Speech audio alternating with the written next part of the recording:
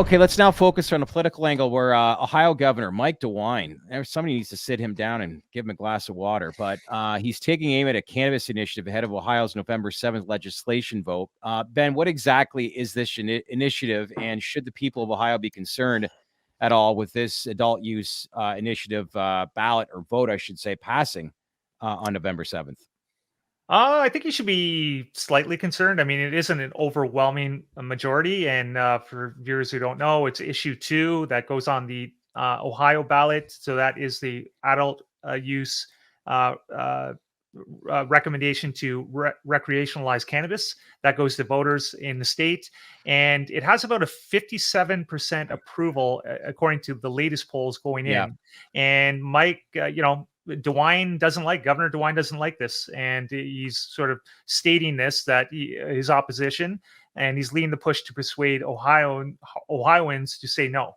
And he's not the only politician in the state. There are a lot of people who are actually against this measure, and he's one of them. And he's for he's against the abortion part as well. So he's lending a skeptic hand to this. Maybe he's trying to influence sentiment for the upcoming vote.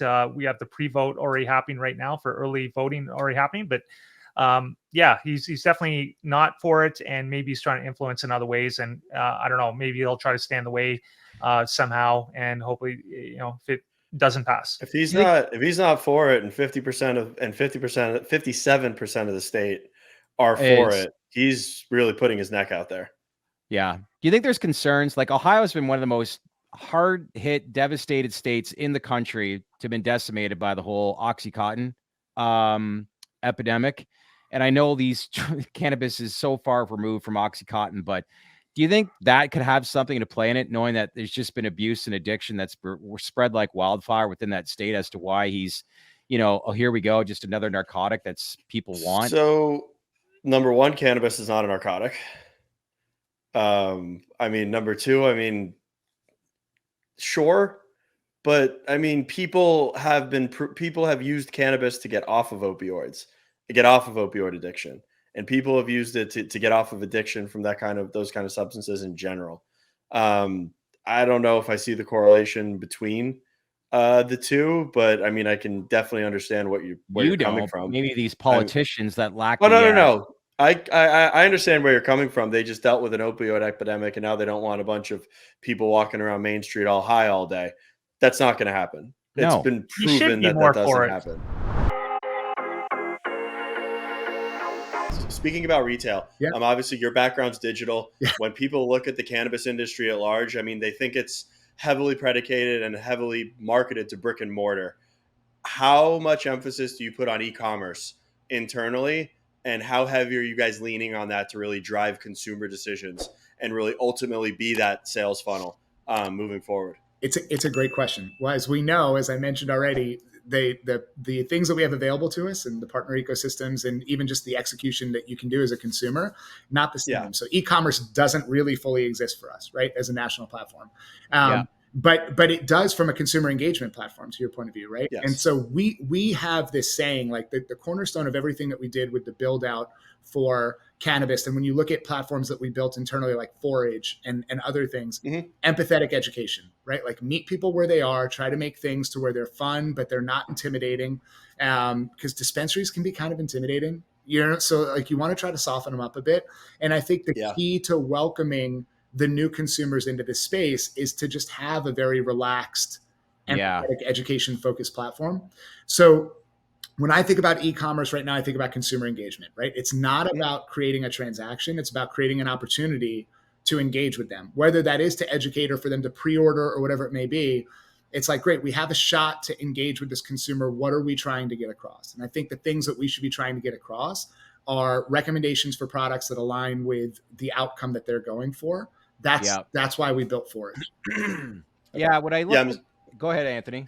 No, I was going to say, in regards to Forage, I know that Dama came out and they acquired Candid AI last week, which I'm assuming they're going to leverage as some sort of AI suggestion engine in their e-commerce. I'm assuming that's what you guys built Forage for internally. It's more or less. It's funny. My sort of outlook on development in this space or in any other is that the things that we build internally, when you have a rich sort of partner ecosystem, which we do, a lot of people that are raising money or have raised money to try to build these solutions, the things that we should build internally should not be just for any reason. They should specifically be for something that is either gives us a proprietary advantage or that there's not enough money in it yet for someone to raise money and go build it for us. And Forage was a great example. At that time, recommendation engines, you had Leafly and you had these other systems. There wasn't enough of a use case to take people off of the bridges that they were already on, which is we're trying to build menu systems and we're trying to build point of sale. And it's like, all right, well, then we're going to build this. And so when we built Forage, then it became, we had a bunch of partners come to us. Can we license that from you? Like, well, no, we didn't really build it for that. Like, we wanted to program it to use it internally at our stores. If you go in the touch screens and everything, Forage is powered on all of those. And then we wanted to also build it for external. So it is no surprise now that people are building it and acquiring companies that are doing it. Probably would have saved me some time and money like 2.5 years ago if they would have done that already. But that's always been our focus, is to build connective tissue that gives us an advantage in that engagement cycle. What do you think? If we have a lot of things that potentially could materialize, like how are you looking at 2024, the calendar year? Like, is this finally the year that we finally break through and what we've been talking about over the past however many years? Yeah, I have to control myself of being, level-headed and, just doing my job and managing the fund as we best can, and being hopeful. Okay. Because I'm invested in my own fund myself, and the 2x levered fund MSOX, and our, more of a global strategy YOLO. So yeah, I'm hopeful for things. Okay. But again, we've been burned for 2.5 years now, haven't we? Hearing things were coming, hearing promises, hearing lots of things from our wonderful, House representatives and especially the senators.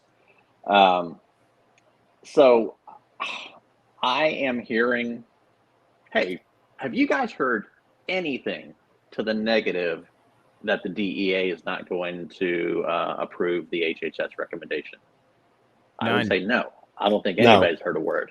If anything, this morning, they're upping the quota of their requested psilocybin and cannabis stocks for research potential. What's that? So, if anything, that's a flashing green light. So I have little birds talking in my ear all the time, and we don't put much weight in them. We like to hear things, but we never know if they're true. I hear that the DEA acceptance of the recommendation might be imminent, like this month. No promises, of course. That's just stuff we hear. Some stuff we hear comes true, some stuff doesn't. But we really do think it's imminent. I can't say in what time frame, but it might be sooner rather than later. Now that opens up a whole other can of worms. Is there, how much of a comment period is it going to be? We all hear that we've all called it the Garland memo now. We don't know if it's actually being called the Garland memo. We hear that is already, prepared. It's already been all, worked behind the scenes, but we don't know if that Garland memo is going to come out when the DEA accepts that recommendation, or they might keep it in the drawer until after comment period and so on. But we hear the Garland memos out there. It's going to help define, Schedule 3 drugs are typically prescription drugs. They're not, go to dispensary drugs. So they got to cover that. They got to cover adult use and, states' rights, which they can do. Now, both of those things still aren't legalization, of course. So we don't know what that does to safe harbor for banks and for listing exchanges, which we all think is coming in some form or fashion. We just can't say when. I'm going to say, I think this DEA recommendation might be coming a whole lot sooner rather than later. I think that could be a big boost, even though it's still not, it's not the end of the line. It's just the DEA has now recommended it. Yeah, Doug, obviously the results came in, your interim results for CYB003, the psilocybin compound that you've been working on, highly anticipated results. And, they produced some excellent reduction in the MATTR scale, which is sort of the standardized scale that that is used in clinical trial research for depressive disorders. So I noticed that they were, it reduced over 14 points with the 12 milligram dose. And then I went back to Compass when they released results, and they were just over about 6 on a 25 milligram dose, 3 weeks apart. So, there's some comparative things there. I was wondering if you could explain more about that and why the difference between both compounds. Mm-hmm. Well, good question. Well, look, first of all, we've been working from the outset to optimize the molecule and the treatment regimen. So we didn't just plow ahead with a generic molecule. We decided that we wanted to optimize it. The deuteration definitely appears to be having an impact on potency. We're seeing that with deuterated DMT as well, some effects at lower doses. But we've also taken the opportunity to push the dose up. So we were seeing really robust psychedelic effects at 8 milligrams. And we've pushed the dose in this study all the way up to 16. So we really want to try and get as many people across the line as possible. And then, of course, we're giving 2 doses as well, ultimately, in this study. So we'll have a look at the difference between 1 dose and 2 doses. So we've, from the outset, worked to optimize. So I'm not surprised to see that the results are great. Were we expecting 14 points? Probably not. But that's also an innovative and novel finding in itself, right? Is that determining the actual potency. I was going to say, the head-to-head comparison thing is a little bit difficult. There are definitely some similarities between our study and the COMP360 study, in that the baseline MADRS scores in both groups were around 33. So the severity of their depressed patients was about the same as ours. They were using an active placebo, 1 milligrams. And if you think about it, we had an active placebo because the placebo arm and both arms actually were still taking their SSRIs. So we had to show that we were better than SSRIs. But there are some differences, and we need to be fair on that. Compass was studying treatment-resistant depression patients. They titrated their patients down off their SSRIs. Who knows what kind of impact that would make. But look, overall, we're thrilled. I mean, what we're really looking for here was a really strong proof of concept, convincing data to take us into phase 3, and that's exactly what we have. Do you think this data that was released this week is the biggest breakthrough research this industry has ever experienced so far? I think it's the biggest breakthrough in psychiatric pharmacology in 40 years. Absolutely. That big. Yeah. Wow. That's a statement. Wow, that is quite a statement. That's a huge statement. And you're not talking about just psychedelics. You're talking about in psychology. I'm talking about look at all of the drugs for depression that have been approved over the last few decades, and there's nothing that is like this. We're talking about a massive change, a rapid change in depressive symptoms after just a single dose. Most other treatments are chronic with chronic daily side effects. So this is a massive breakthrough. The headlines across the world. The day has finally come for SBF, convicted on all fraud charges. I know, Anthony, you're probably not surprised by this whatsoever. But the question is this a good thing for the crypto industry? Yeah, so I mean, it's great. I mean, stick his ass in jail for the rest of his life and throw away the key. That's it. To be completely honest. I mean, it just goes down to, I mean, he defrauded his investors. He stole from consumers. And I mean, he took good people's money. Yeah. I mean, when FTX went under and when all this money went missing, like, you can't forget, like, this was people's money. This wasn't venture capitalist money. This wasn't investors' money. This wasn't a fund. This was mom and pops on Main Street who had their deposits at FTX. They trusted them, and Sam Bankman-Fried ran amok with it. He paid off spokespeople. He paid off politicians. He bought his parents $20 million homes. He bought himself $1 million penthouses. Like, this is just egregious. Put his ass in jail. I hope he gets the 110 years. That's maximum with all 7 charges, and he's never heard from again. I mean, he's a useful idiot. As far as I'm concerned, he also laundered money to the Democratic Party, but both sides, actually, Republican Party and Democratic Party. Money laundering was one of the charges of the 7. It was fraud, conspiracy, and money laundering. I hope he gets the maximum penalty and just put his ass in jail. Yeah. You've said in the past, we wouldn't be here in the cannabis industry if it wasn't for Canada. When we look at SBF, is there anything positive that he did for this industry prior to all this fiasco? Nothing. There's no net positive. Coinbase was around before him. Binance was around before him.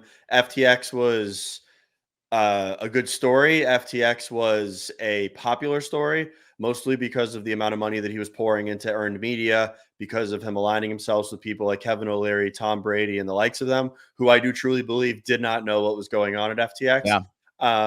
But I mean, at the same time, like, he was just nefariously, he was a bad actor. Yeah. I mean, he thought that he was going to push his way around politics, deploying the capital that was stolen from customers' deposits and being able to have influence.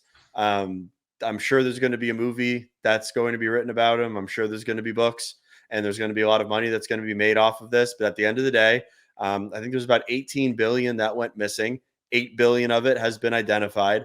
There's a big shortfall in there, and good people, Main Street people, lost money in this.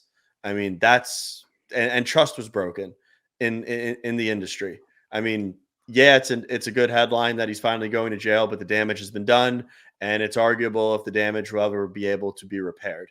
So I mean, yeah, it's good to see this finally happen. All right, let's move now to Ohio, where multi-state operator Air Wellness appears to be beefing up their presence within the state.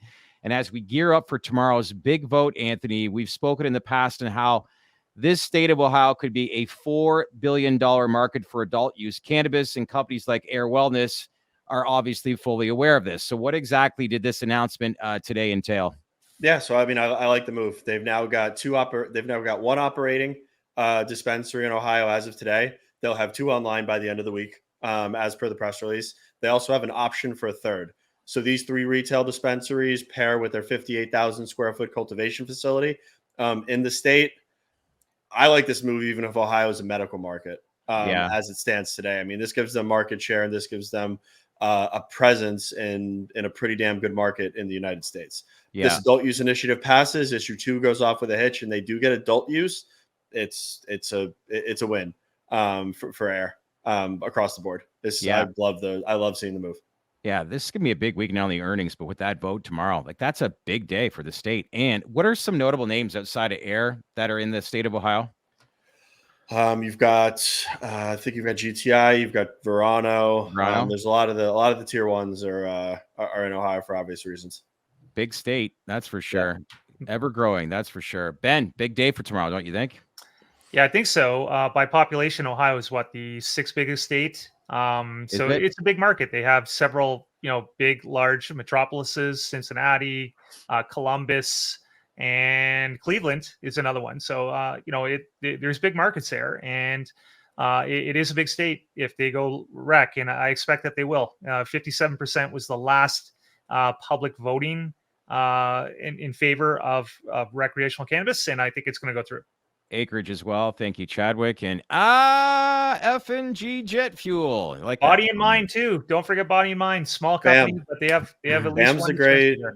I think BAM's a great little. They're a great little operator. Trip Hoffman. He is Michael Mills and Trip. Those are 2 good dudes. He is a really good dude. Trip's great. Trip was a hedge fund manager and then applied for a grower's job at $10 an hour. On Craigslist, and worked his way up, and that man knows that business inside and out, top to bottom. Very smart gentleman. Yeah, speaks a lot. Yeah, that's for sure. You make a good point, though, and Anthony, you did as well, that a 65-year-old's lifestyle in Florida is a lot different than somebody who lives in Ohio, right? No, man, look at all the retirement communities in Orlando and Central Florida. They're all driving around on golf carts with margarita machines and vape pens. Yeah, they're having a great time. They're having a great time. It looks fun. I mean, those people are going to go out and vote for adult use cannabis. Yeah. I mean, I think that Florida culturally is much different than Ohio. Yeah. Much different. And by the way, the other thing just to remember is, Florida right now, our medical program, the government generates 0 tax off it because it's constitutionally exempt from tax. So they're seeing, it's Governor DeSantis has said, he thinks cannabis companies are, should have to pay more for the license to play ball here.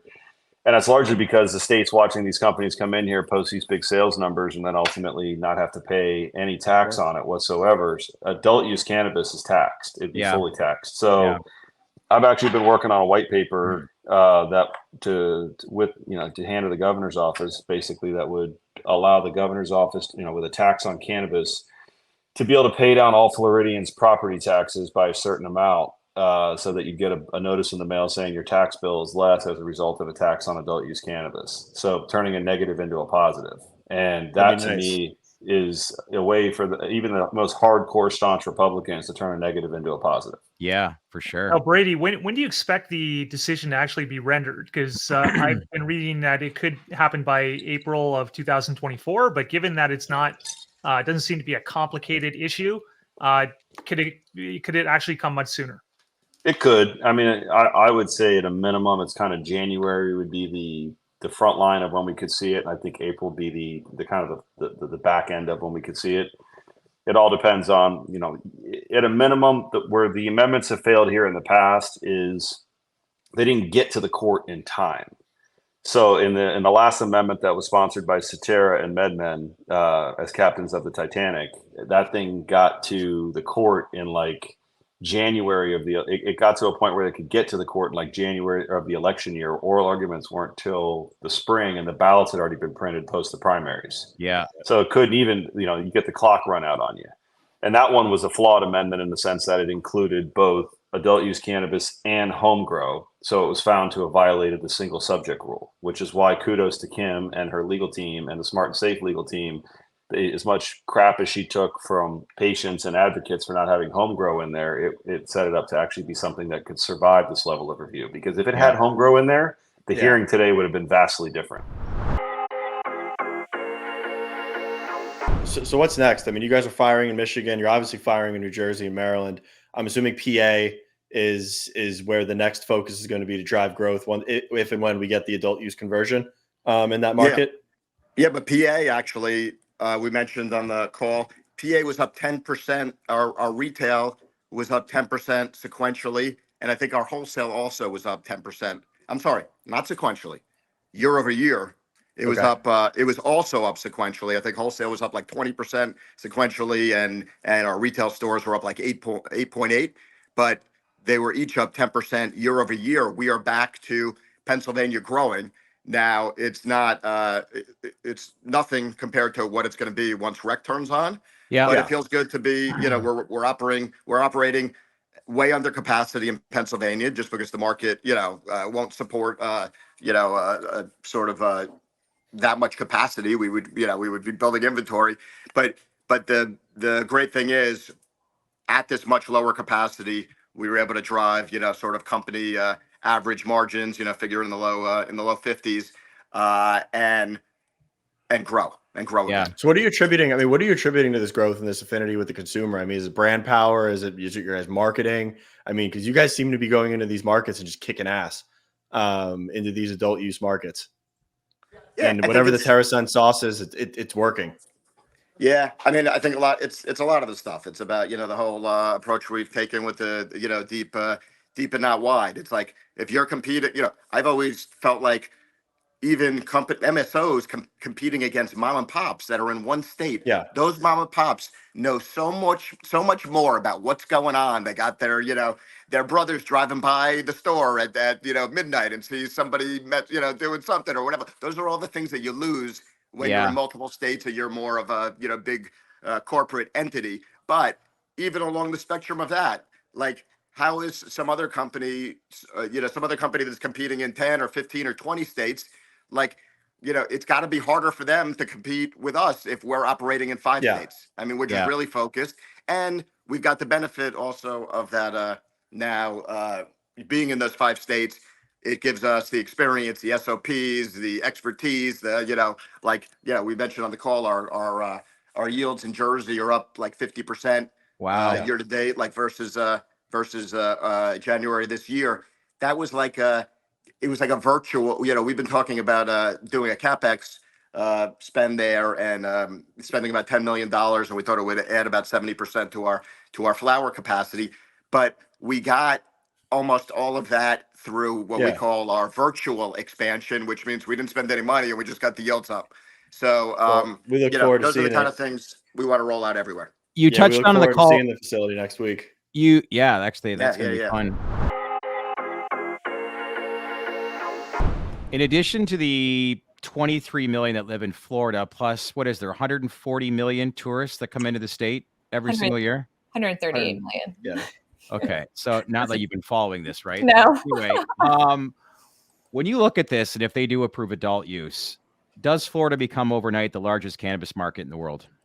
Yeah, I think it absolutely has the potential to be. And I've been saying this. I don't know. Sometimes I feel like I'm like in a vacuum maybe, but I have been saying I think it's the single largest catalyst I believe that we have on the horizon for the industry as well. Yeah. I mean, it's massive.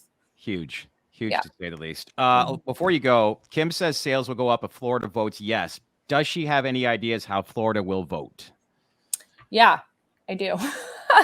I mean, I like to think that we are, we look at ROI on investments that we make, and obviously we've invested heavily here, and have a lot of confidence that that Floridians are ready for the next step, and certainly again our polling and other indicators are there that we would be successful. I mean, it's going to take work, right? Every step of this takes work. It doesn't just magically happen, but I think we've got a great team in place, and the campaign's been doing a phenomenal job. Again, I think as evidenced by the justice's response this past week, and so we have a lot of confidence. Have you seen a lot of change since COVID as far as like, look, this is what we focus on, this is our world, cannabis, but people outside of this, when it comes to priority, we've had some people on before that have indicated ever since COVID, you've really seen how more and more Floridians want this to be a priority and to get adult use passed. But do you agree with that sentiment? Have you seen a lot of change over the last couple of years from when you first started?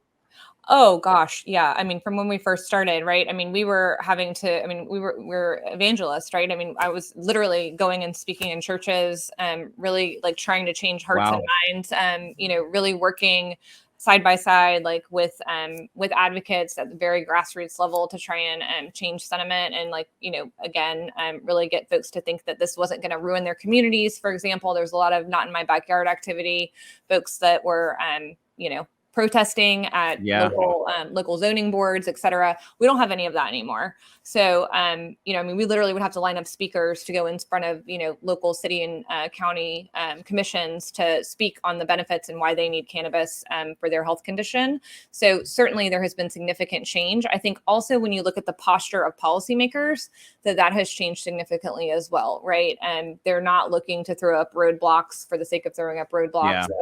They're a lot more reasonable in terms of conversation. I'm hopeful that, again, at the federal level, that it's more slowly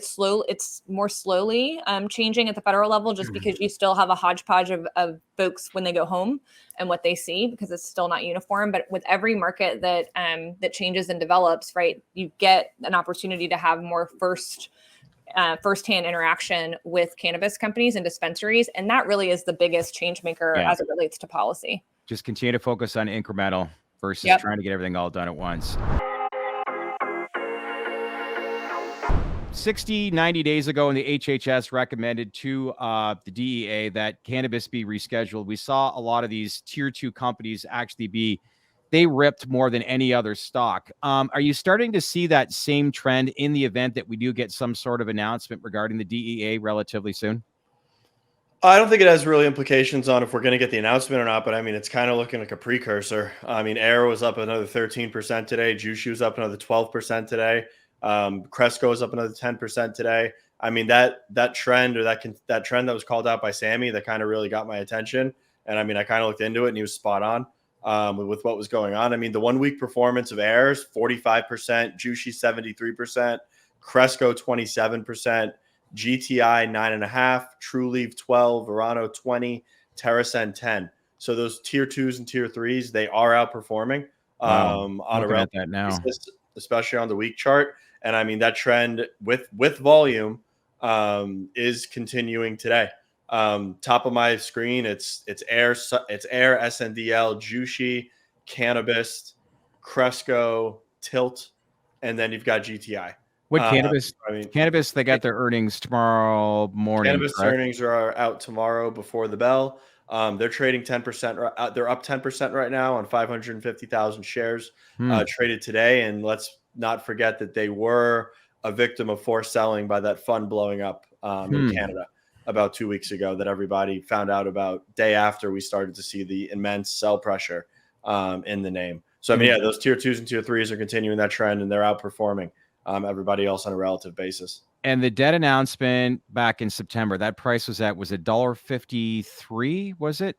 If I remember correctly. The raise that they did, I think it was at about a buck, somewhere between $1.40 and $1.50.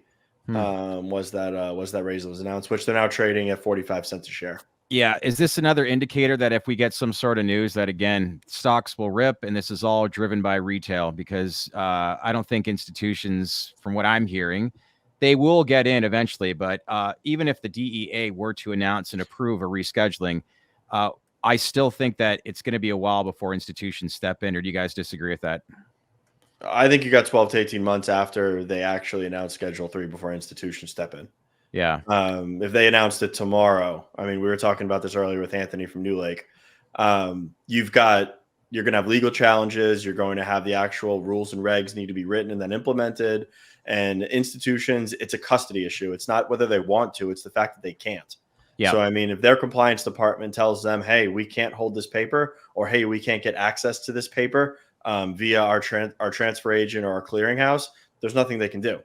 They can't buy the paper, even if it is descheduled. I mean, until the custody issue is solved, institutions will not come in. So that is not happening anytime soon.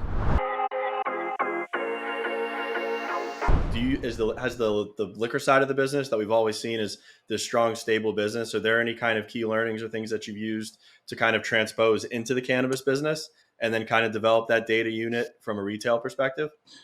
It's a great point, and it's a longer story, but the shorter version is that our liquor team has been involved in distribution and retail of regulated products for over 20 years. Yeah. And some of the major themes they've found as that space has become commoditized is that convenience and value offerings really drive success. And so what you've seen is the application of those same concepts into cannabis retail. And they had started with just a handful of locations, less than 5, and started to run with a discount model. And that's really how Value Buds was born. And it became a very hated name in the space because they started to take a lot of business from competitors by being able to operate with narrower gross margins. And so what you see is a lot of similarity in Canada in terms of product offerings across retail, so that the consumer is left with, in some cases, very few other variables to look to, and price is certainly one of those. Interesting. Location-wise, how many is it now that you have in Canada? 150. Our total retail network is over 360 today and growing. Combined with liquor. What Correct. Locations for cannabis alone? How many is it now?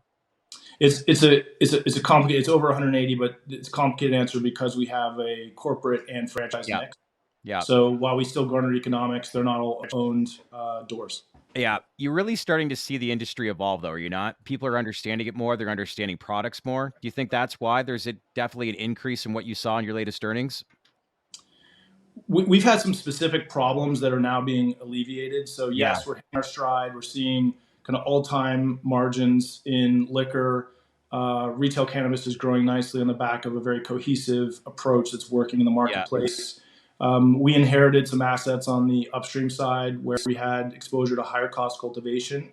We recently announced our exit of Olds, which is going to really drop our COGS materially. And so we're trying to drive a number of changes that will materially impact 2024. But ideally, we leave a bunch of these changes and charges behind in 2023. And you see a lot less noise and a higher quality of earnings in the 2024 calendar year. Yeah, interesting you say that because I dive into more numbers. Another big stat was your net loss, which improved by 77.9% compared to the same quarter in 2022. Would you say the improvement in the overall net loss is due to the lack of impairments from the previous quarters? Is that a thing of the past? Almost. I would say that we're 2023 is still going to be noisy with these transitions. You have to remember we just closed the acquisition of Ahrens in January of this year. Yep. We relocated all processing activities into Kelowna, so driving higher capacity utilization. We're just putting the finishing touches on a few key automation projects, but we've substantially completed those moves, and we've seen the peak and disruption from that. And so we're excited about what we believe will be a seasonal peak in Q4 and a much cleaner 2024 without the noise you've seen as of late. I know that you guys broke out the states, your top 5 markets for the first time on the earnings report. Thank you for doing that. It makes our jobs easier, and it gives us some insight into the business. One thing that I was surprised of was to see Colorado on there. Mm-hmm. What's your take on Colorado? I mean, a lot of people forget about that market. But I mean, obviously it is important to the overall enterprise. And I mean, is it something that people should be paying attention to? Look, I think, everyone thinks about Florida because that's where a lot of They do, don't they? Yeah, they really do. And they should. But guess what's $1.8 billion market? Colorado. And guess what's the most fragmented market in the United States? Colorado. And guess what's one of the best regulated markets in the United States? Colorado. So you think about what's happened in Colorado over the past couple of years. You've seen rationalization, consolidation occur because the markets are efficient, right? They pushed a lot of people out of that industry and out of that business. That sort of stable footing is now in place. And what we see in Colorado is a lot of consolidation happening. We now, for the first time, have wholesale relationships with other large operators in the marketplace.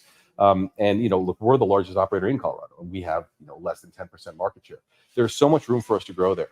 And it's profitable, and it's frankly, it could be a high growth market if we dedicated the resources, which we are. So we're actually very excited about it because no one else is paying attention. And candidly, being a bit contrarian is how we've always built the business. Everything that's old is new again in Colorado, right? That's right. It's a good way of looking at it. So you got to love the online world. Like, why are they not like top 5 in the state of Florida? Because like you said, everybody is so fixated on that market. And if you get adult use, it could be arguably the largest cannabis market perhaps in the world. But if you're sitting in front of a group of investors, like, what's the message and the focal point that you want to communicate to your investor base on the footprint in the states that you're actually building and getting a bigger and bigger market share pertaining to it? So look, we're focused on markets where there are real barriers to competitors, where there's real regulation, where there's real upside, and where we can really accentuate our differences, right? Our sustainable advantages. Ohio is a perfect example. New York is a perfect example. New Jersey is a perfect example. Maryland is a perfect example. All those markets are growing, head over heels, and we're there to capture that. Many of them haven't yet transitioned, which is a huge opportunity in the future for us. If you look at Florida, for us, it's a saturated market. It's not a bad market. It's a very good market, but it's a very competitive market. And if I look at it from a return perspective, one dispensary in New Jersey, if you look just on an absolute basis, simple math, is worth 5 to 7 dispensaries in Florida. So if I'm going to put dollars to work, I'm going to put it to work in a market where I can really generate that cash flow. Interesting. You want to ask something? Yeah, I was going to say with obviously one of the things that stood out was the gross profit for the quarter. We're seeing it was down year over year.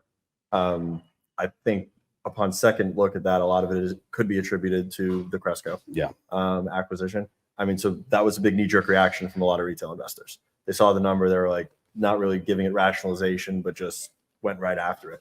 I mean, what's your comment in regards to that? A good point, right?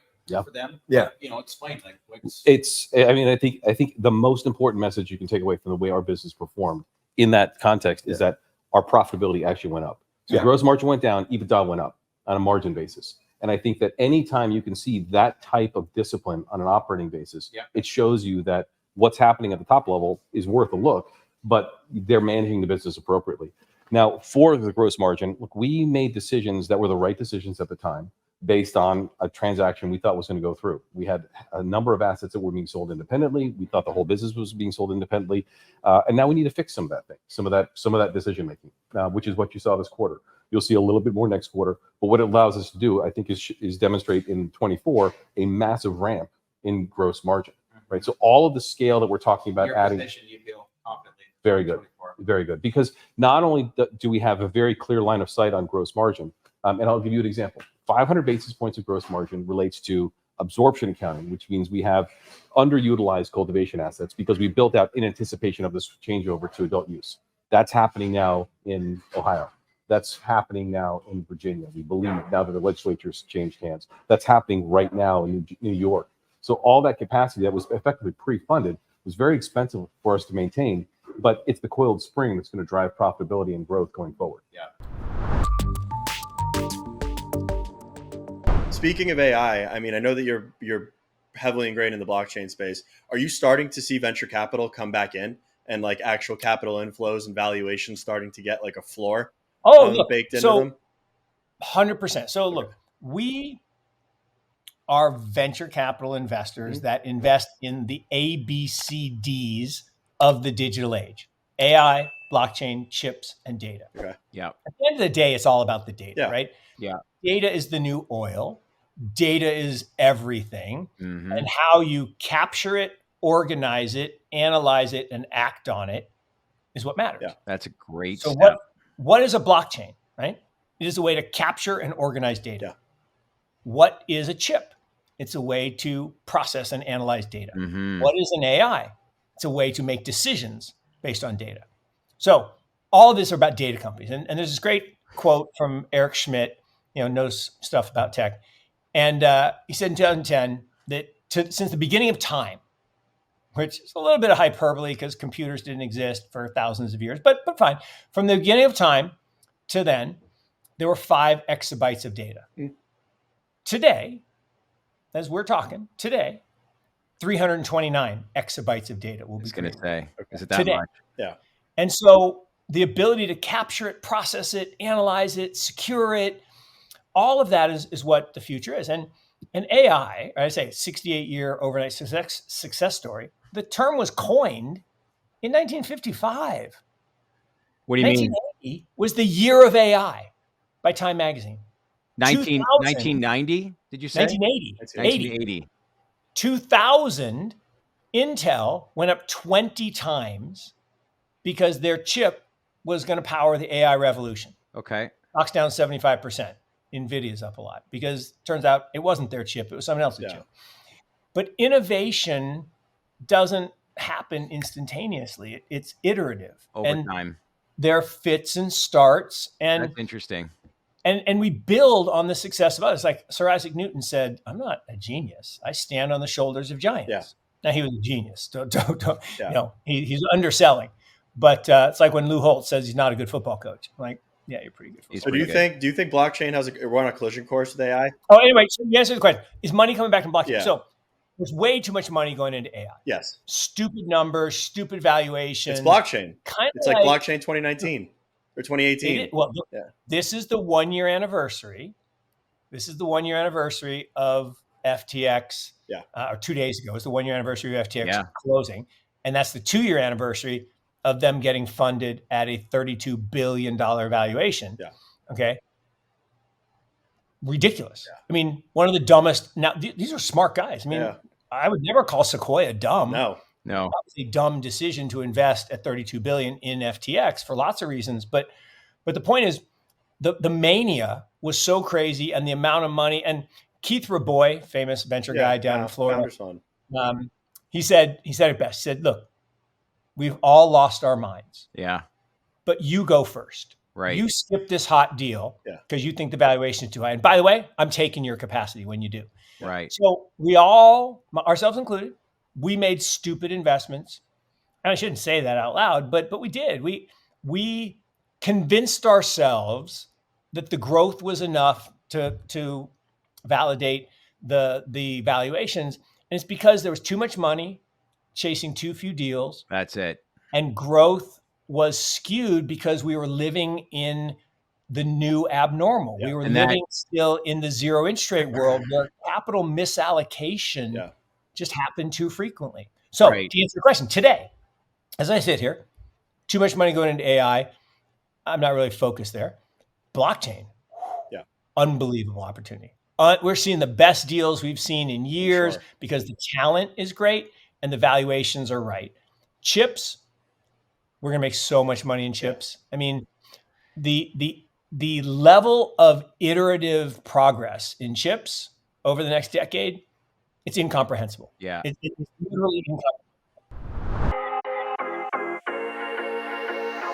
They're one of the largest cannabis REITs within the industry. New Lake Capital Partners reported last week Q3 2023 financial results. Some of the key financial highlights for the third quarter included revenue amounting to $11.5 million, net income attributable to common stockholders totaling $6 million, funds from operations of $9.6 million, and adjusted funds from operations reaching $10.1 million. So how would you best describe the quarter, I guess, in terms of meeting your financial and operational objectives? Yeah, I mean, it was in line with expectations. A couple of quarters ago, we put out guidance for adjusted funds from operations, which is our key metric that we look at for the business. Think of it as the free cash flow of the business. And so on $11.5 million of revenue, we had, as you said, $9.5 million of AFFO, 47 cents a share, in line with what we put out as projections. So we feel pretty good about delivering that. We had 47 cents a share of AFFO, and we paid out a quarterly dividend of 39 cents a share. 47%. Wow. Impressive. No, 47 cents. Oh, cents. Sorry, I thought you said percent. My apologies. Correction. One thing that actually grabbed my attention as well, and I think a lot of your investors that listen to the report, is New Lake Capital's decision to reaffirm, as you said, AFFO operations guidance for the full year 2023. I say that because what assumptions and market trends contribute to the projected increase of 4.1% over the same period in the prior year? Because that's a big number. Yeah, well, remember, our business is all about acquiring properties from and for cannabis operators. And so we enter into these long-term leases with operators who are now our tenants, and we collect rent on a monthly basis. And so what's built into that is obviously everything that's happened through September 30th. But when we look at the quarter, when we look at what's happened in October, November now, what we expect to happen in December, really driven by the financial performance of the tenants. And we get quarterly financial statements, both for the guarantors, which are the parent companies, as well as the property level financials. And we look at the EBITDA coverages. I think we've talked about this before. It's where we look at the cash flow metrics of the properties. And from all that, we can have a pretty good sense for where we think that rental revenue is going to come in for. And that's why we affirmed our full year guidance. Makes sense. Yeah. So we wrapped up the 3-day business trip in NYC. We attended a prominent cannabis and psychedelic conference, and needless to say, the topic of conversation was the DEA's announcement concerning rescheduling. We spoke to some influential people while we were there, Anthony, and the big takeaway I received was that rescheduling is going to happen, and it could happen end of Q1 2024 or perhaps early Q2 2024. So first off, who did you speak with, Anthony, and do you believe that timeline? Yeah, I mean, it was great. I mean, Noah brought out a pretty engaged and authoritative audience. I mean, I was speaking to everybody from lobbyists that are directly in DC right now drafting legislation as it relates to this, working with key senators and members of government, family offices. There were some hedge fund managers there, and there were also some industry people that was there. The sentiment was very positive. I mean, everyone firmly does believe, and these are all insiders with connections, that Schedule 3 is coming. However, everybody had their own view on time frame. I heard as late as the end of Q2, end of Q1, end of the year.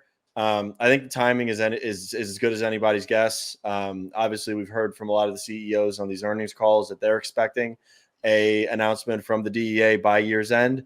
That would be great.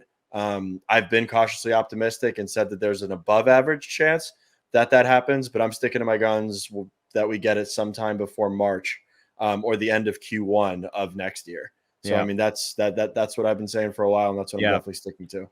Yeah, good. So that 90-day timeline that has been floating around, that was fallacy. That was fallacy. I called it a while ago that was not fact. That's not fact. The DEA does not have to respond within 90 days. Okay. That is a fallacy. It's amazing how that, even though some people have refuted that, I know you've done that on Twitter as well. It's going around, and people largely believe that, or a large segment of investors believe that. It's a nice thing to believe. It's a nice thing to believe. I mean, if you really are of the school of thought that there is some 90-day timeline that's out there that the DEA has to respond to, we're sitting in that sweet spot where I think we're about 10 days away from that 90-day window elapsing. If I wanted to form my own opinion and think that was fact, it'd be nice. But I don't think that we get something by the 27th of November. So let's begin with AI, and more specifically, Sam Altman, Anthony, who back in 2015 founded the company OpenAI, but as of late Friday, he's out. And I'd like to find out, I guess, from your take, what happened here, and is this a good move for the company? It's a terrible move for the company. You could argue that it might be the biggest blunder in corporate governance ever in technology. I mean, just blatant value destruction. All of the VCs that are in it are kind of up in arms. Satya Nadella from Microsoft is up in arms, as Microsoft was one of the biggest strategic investors in OpenAI.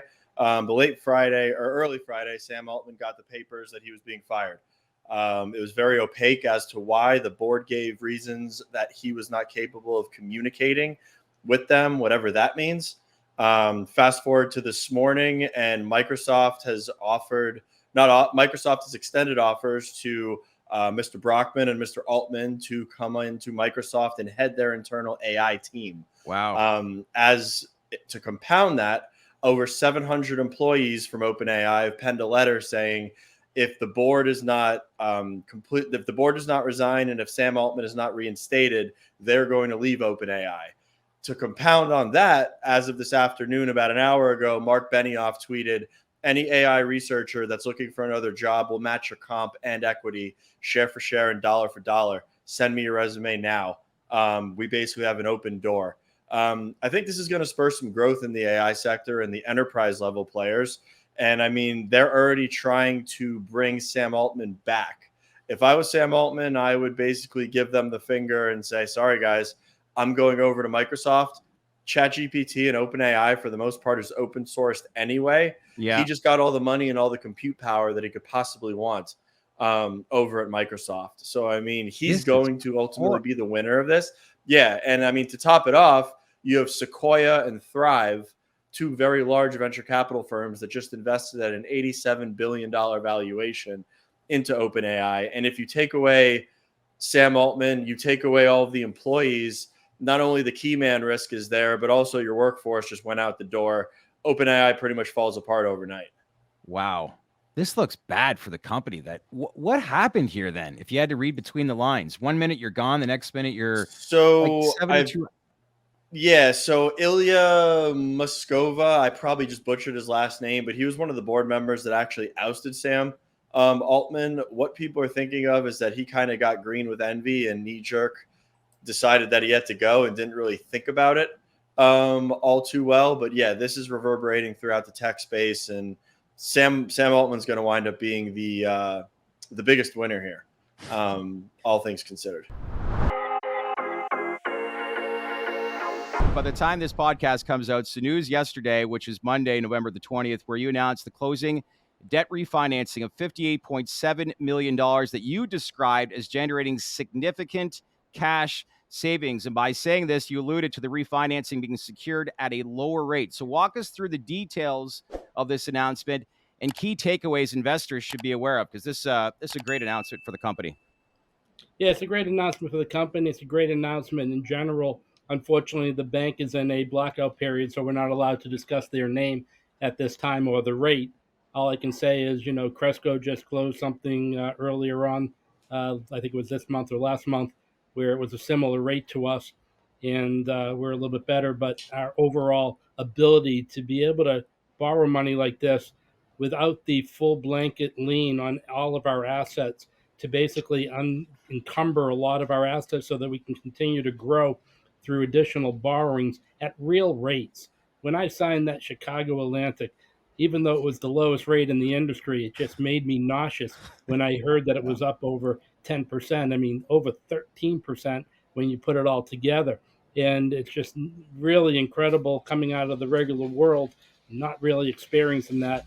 And now all of a sudden we got real banking. Yeah. We found a banking partner that's willing to treat us like a real business. And they proved it with a real rate in real banking. When was that announcement with Chicago Atlantic? That was earlier this year, was it not? That was in January or February of this year. So you didn't waste time. Like, you basically got into action in real time, which I think a lot of your stakeholders will be impressed with. But in due time, you were able to disclose what the rate will be at. It's just, like you said, the bank's in a blackout period right now. Yeah, they're in a blackout, but we also required to file an 8K that will be coming out on Monday evening after market close. Okay. So the 8K will be able to give more information. I just am not allowed to speak of it because of their blackout period. Makes sense. But yeah, no, we're real exciting. Yeah, it did cost us some fees with buying out the Chicago Atlantic loan, but the $3-4 million savings that we get annually is incredible. To have that extra cash flow on a monthly basis and annualized basis will give us the ability to continue to expand without having to borrow a lot of money. Yeah. Speaking on wholesale, I mean, back of the napkin math, I would assume your wholesale business is about 18 to 20% of your revenue. Good job on the math. Around there is no, that it's about 28%. Okay. Is that paramount when you're looking at markets to enter? For instance, like, would that be a detractor from a market like Florida that does not have a wholesale market? Look, I think Florida is in and of itself a unique market, and we're watching it close. We're watching it closely. Whether you're vertical there or not, or can't be vertical there or not, I don't think that would necessarily preclude someone from making the decision. Many people are already there. I think for us, where it makes sense, that vertical integration has really worked well. And then in certain markets where we are producing and manufacturing more than we need for our own dispensaries, then we've also taken the additional step to get deep into wholesale. And for us, that is primarily Illinois, New Jersey, and Massachusetts. And the team is, you've done the math. The team delivered 21% quarter over quarter wholesale growth, and that's 41% year over year. So they hit $40 million of net wholesale sales. So that's not intercompany. That's fully to third-party dispensaries in the third quarter. How are and you then with favoring that vertical model? I mean, do you plan to go vertical in a market like Maryland? We stay with the retail for now. No, we have some M&A activity underway. It's public, so I'm not disclosing anything inappropriate. We have some M&A activity underway around manufacturing and production capability in Maryland. In the meantime, we have exceptionally positive partner relationships that are supplying our stores until such time as we have the capability, either through a partnership or on our own in Maryland, to do that. But in the other 6 markets that we're in, we're already fully vertical. Yep. Big news out of Ohio 2 weeks ago. Bet you liked that news, didn't you? It's really great news. I mean, whenever the people speak and it's favorable, it's great news. And it sounds like the what's reported in media from the government of Ohio, it looks like, there aren't any surprises in store for the eventual rollout, which we expect will be sometime later next year. Perfect timing for us. We have 2 great dispensaries currently in Ohio, and we have 3 that are under construction, will be open before Christmas or be open before the holiday period, and certainly before. Soon. So you'll bring that up to 5 in the next month. Yeah, we should, by Jan 1, we should have our Piqua, Sandusky, and our downtown Cincinnati new dispensaries open in Ohio. Okay.